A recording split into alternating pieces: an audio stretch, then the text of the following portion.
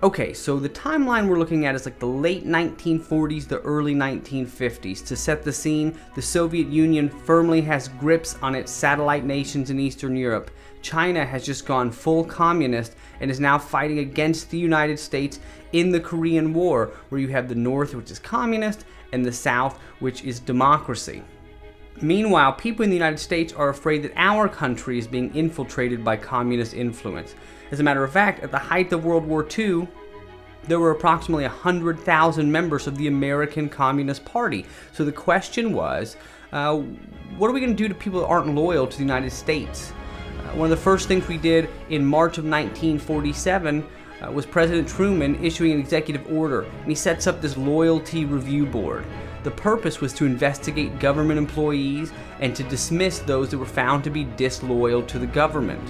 From 1947 to 1951, the government investigated 3.2 million federal employees and dismissed 212 as security risks, with another 2,900 resigning because they did not want to be investigated because they felt it violated their constitutional rights.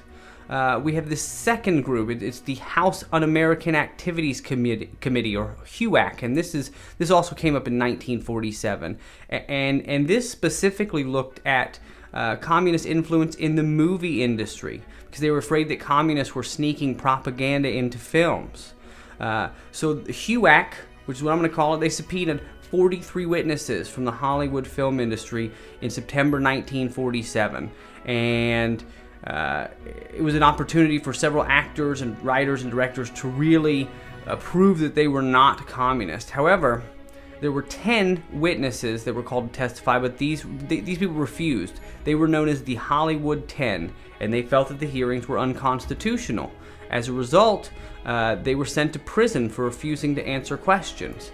In addition, Hollywood executives instituted a blacklist, and this was a list of people who they condemned from having a communist background.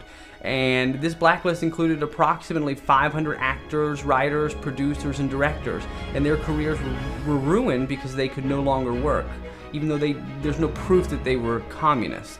The last thing we have is this thing called the McCarran Internal Security Act, and this was created by Congress, who felt that Truman's Loyalty Review Board did not go far enough.